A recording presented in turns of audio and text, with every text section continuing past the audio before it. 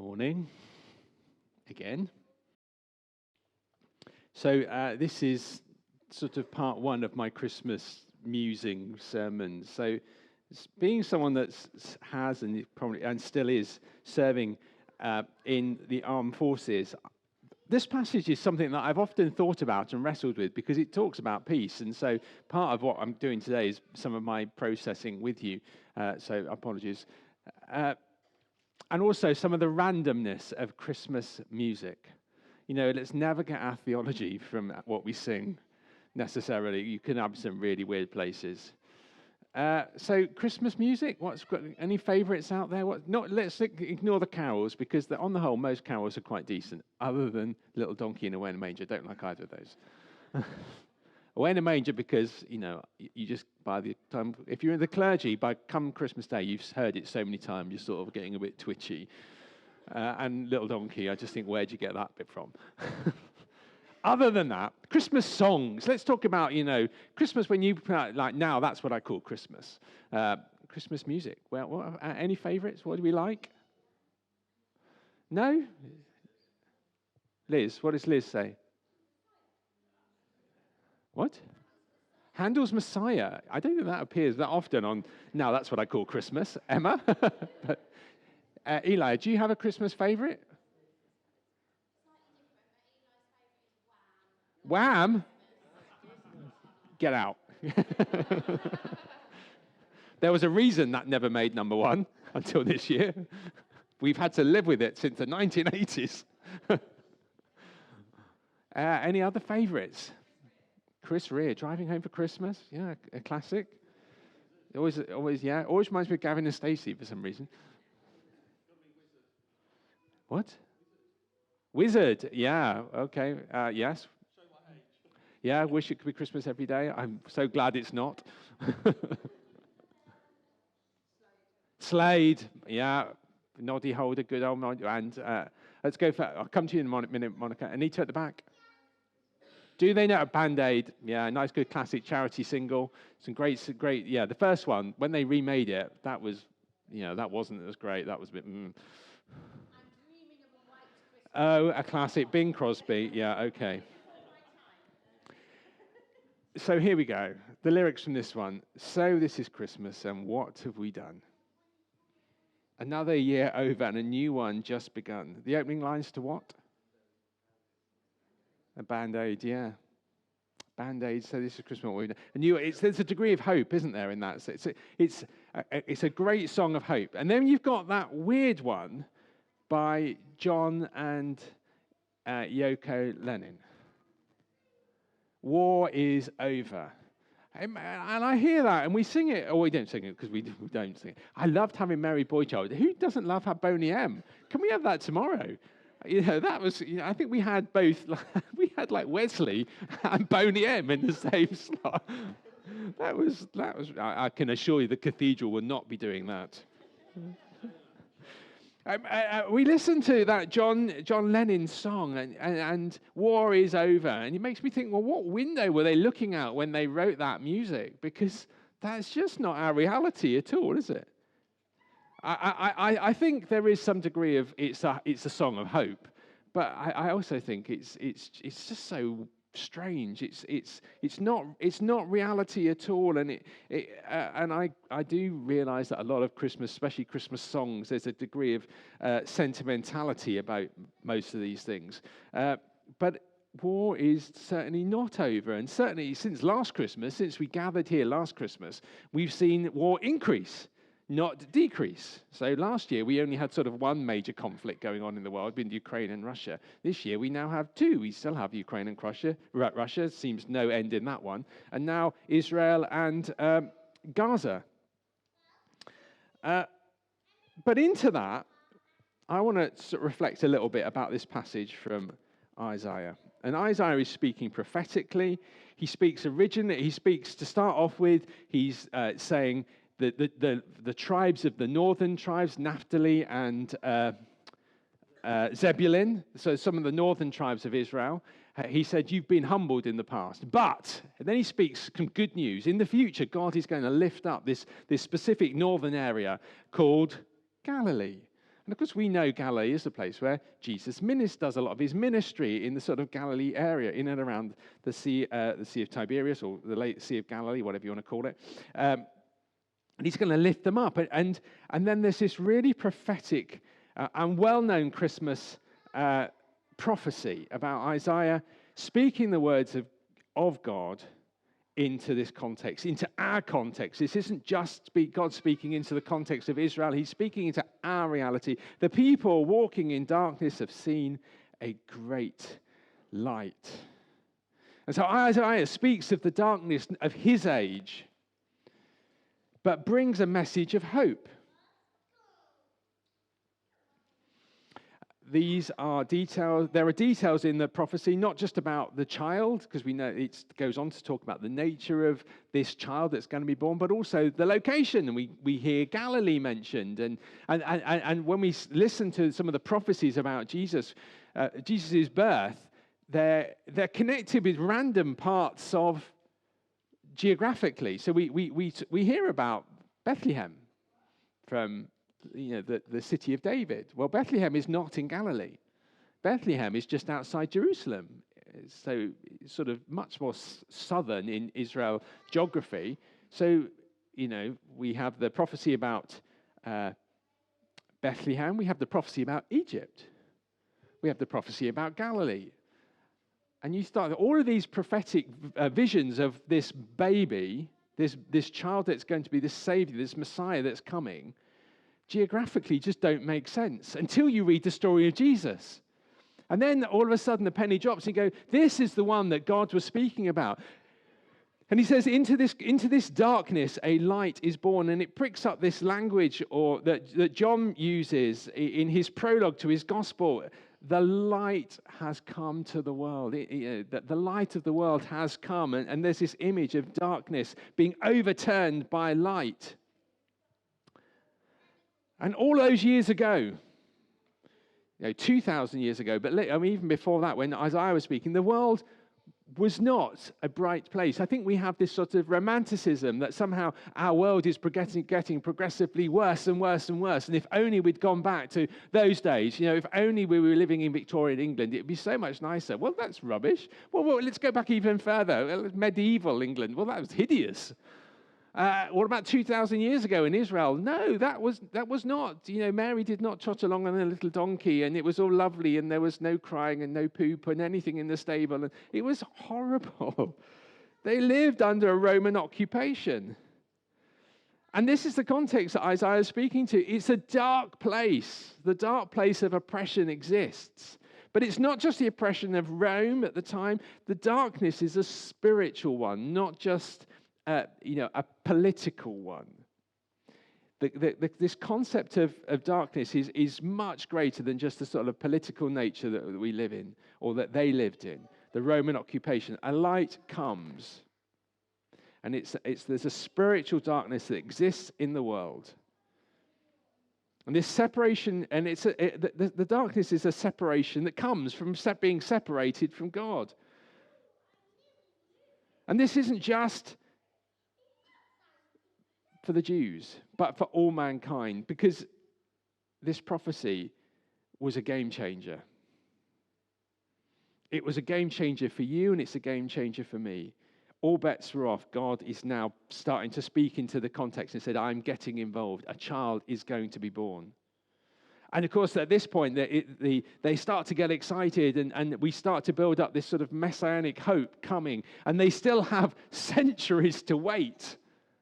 Isaiah, it may only be a few books before he's one of the first of the major prophets, then we go through all the minor prophets, and then we hit the Gospels. And somehow we think if we're reading that, it happens really quickly. It doesn't. It's centuries that they're waiting from the prophecies of Isaiah. But eventually this child is born.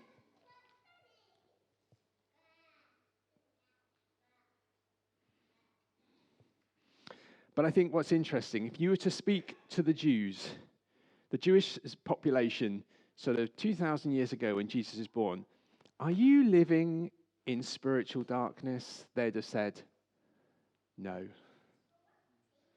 No, we are the chosen race. We know God. We worship him. We have our temple. We bring our stuff to him every week. We come to the temple and worship. We come for all those festivals. We travel from around the dispersed community of Judaism to gather to worship the one at the temple. They just said, no, we're not living in spiritual darkness. They are living in spiritual darkness. They do not know Yahweh like we know him. And God says, no. You are all living in spiritual darkness. And I think that's really interesting. They were blind to their needs for this revelation from God that was coming. And I wonder if we are too at times. They long for the Messiah, but not the sort that was coming. And we mustn't be like this. We need to be aware of our situation and our need for light in our lives. And we can help you there. We have an Alpha course starting in the new year, an easy and access course where you can talk about the Christian faith, you can ask questions, you can raise your doubts, and we'll discuss it with you. No pressure, but that's what we're doing in January. Why don't you sign up? If you're interested, speak to the information desk on the way back. We'll get your details. We'll connect you. So John, in his prologue, in his gospel, speaks of a light coming into the world, the true light.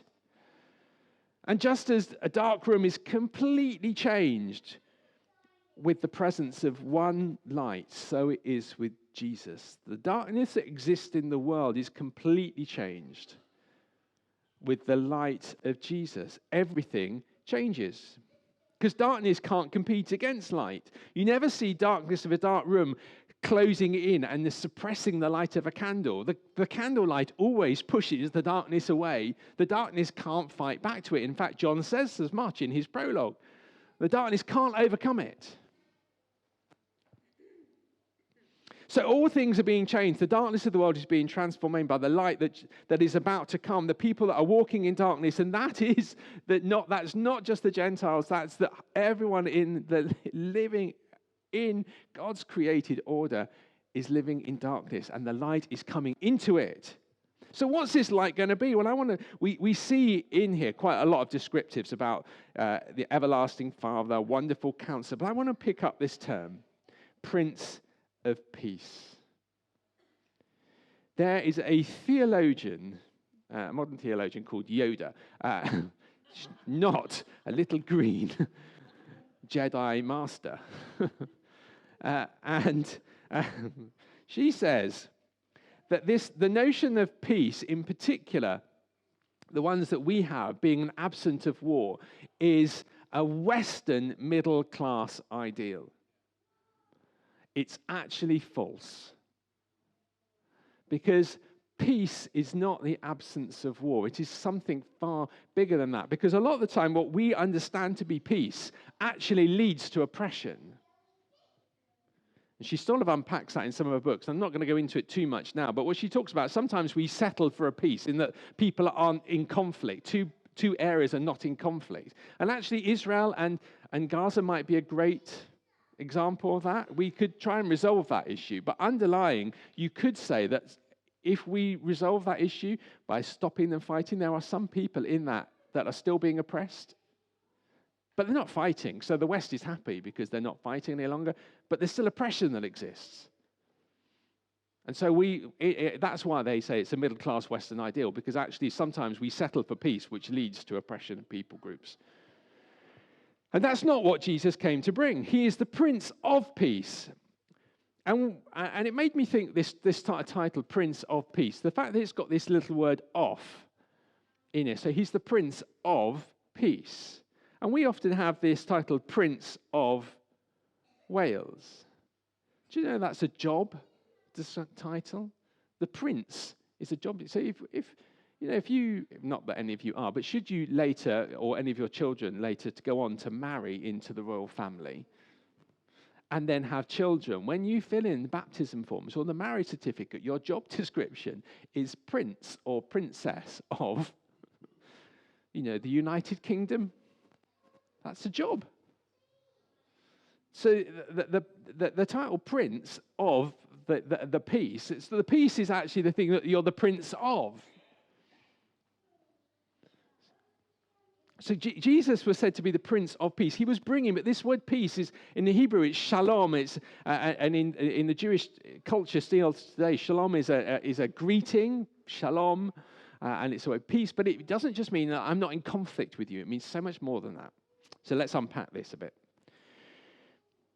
The shalom peace comes first and foremost from being at peace with God, being right with God. So God comes into, the Prince of Peace comes first and foremost to dispel the darkness that we're living in. The darkness is the separation that we have from God. So the light comes into us to restore that relationship. And so first and foremost, this shalom peace is God and us making ourselves right with each other. So we understand that he loves us, he died for us, he rose again to bring us life, and so that relationship is restored. James led us in a time of confession because that relationship is restored. So the shalom peace, first and foremost, is to know that we are in relationship. We are made right with God again.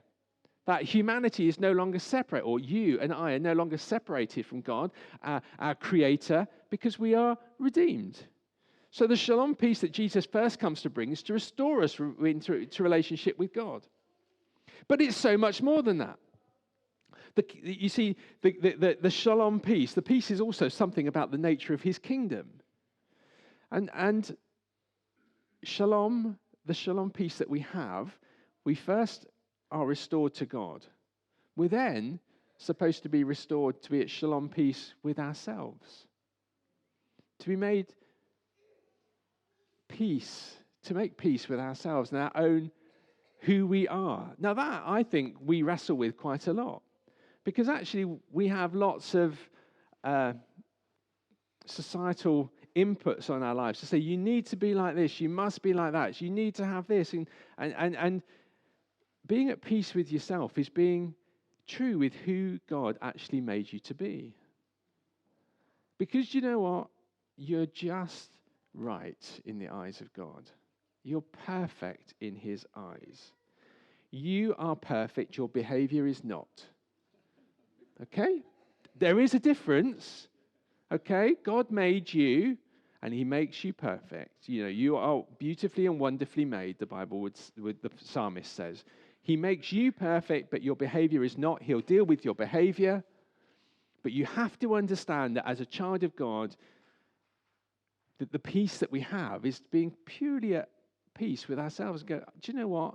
I don't need to strive to be any better than I already am to make God any happy with me. I am already perfect in his eyes. I need to change my behavior. We all need to change our behavior. So the shalom peace also that Jesus comes to bring is to make peace with yourself. Be happy and content with who you are, who God made you to be, and what God's called you to be. And then to be at peace with our neighbors. This is the thing that God, that I think is a little bit more challenging, because it's not just about, the peace that God brings is not just about not being in conflict. You see, Jesus establishes a kingdom. The kingdom is one of peace, his kingdom, the kingdom of God. But what we see throughout Scripture, that although the Prince of Peace came, died, rose again, we live in a tension in that our world is not at peace. We're neither at peace with God, ourselves, or with humanity, or with others, or with even our creation. You know, we're at war. We're in fact at war with the created order. You know, we're fighting against our planet, and currently we're winning.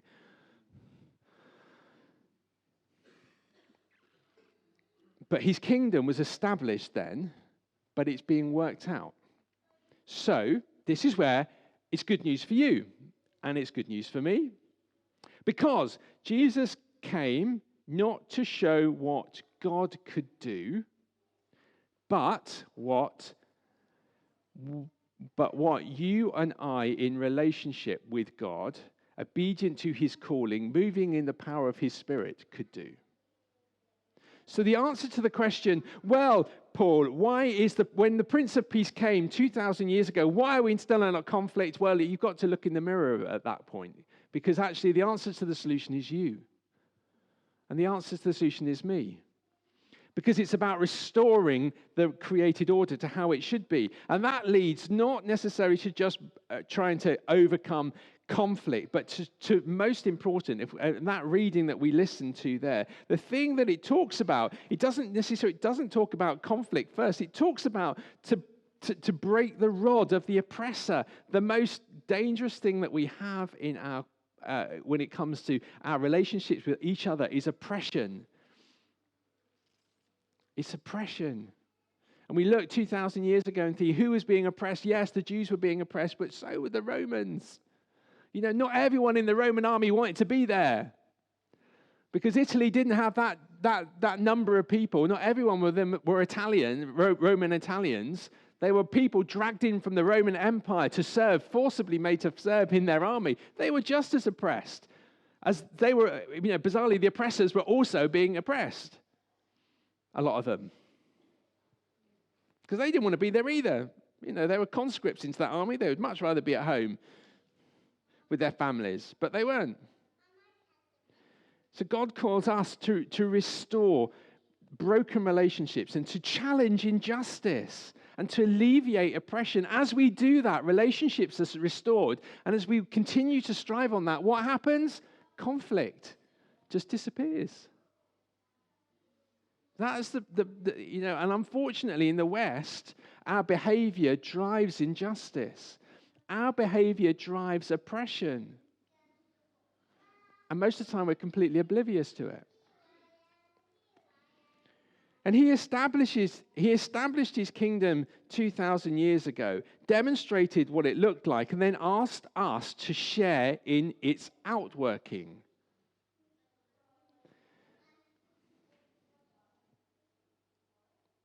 So you and I are now envoys, diplomats for the Prince of Peace. We are members of his kingdom.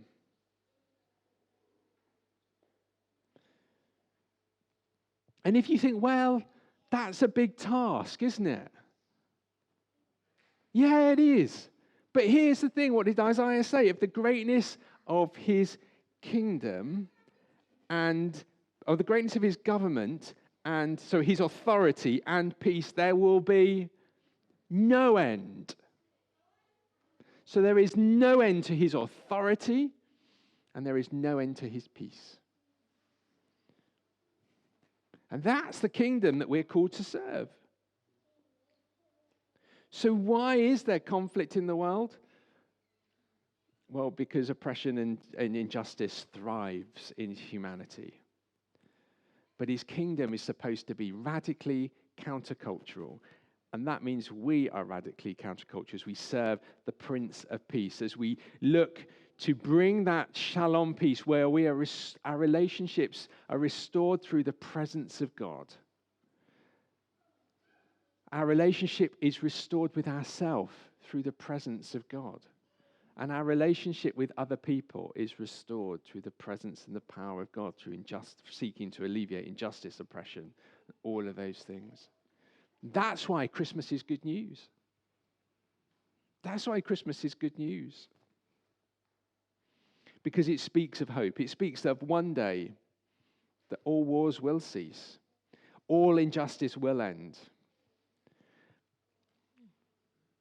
And we know that, unfortunately, scripturally, that is prophetically only when Jesus comes back and fully establishes his kingdom. But in the meantime, we thrive to bring it into our reality. There is that story, isn't it? And I've just said that some of us were looking at it and go, well, that's such a huge task. Yes, it is. But do you know what? There are millions of us out there fighting the same cause.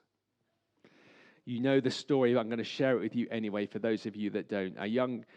There'd been a really big storm one evening. The following morning, a young girl was walking along the sea front on the sand. And as she did so, there were just hundreds and hundreds of little starfish that had been washed up on the beach overnight due to the storm. And she wandered along, and because of her nature, she'd pick up one of these little starfish and just returned it back to the sea so that it could carry on with its little starfish life.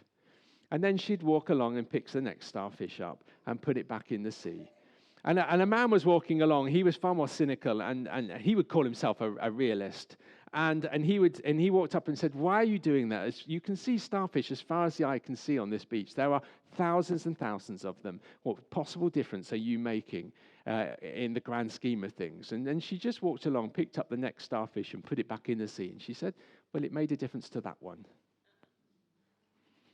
Do you know what? That's what we're called to do. We're not called to deal with the whole beach. We're just called to deal with what's in front of us. And then if we all deal with what's in front of us, slowly that beach gets cleared. In fact, quite quickly that beach gets cleared. So our task is not an individual one, it's a corporate one, as we establish God's rule and reign, as we bring his kingdom into this world through the constant seeking of his presence, our identity, and the overthrowing of injustice. I really hope to see some of you tomorrow. If I don't, have a happy Christmas. I'm going to hand back to James.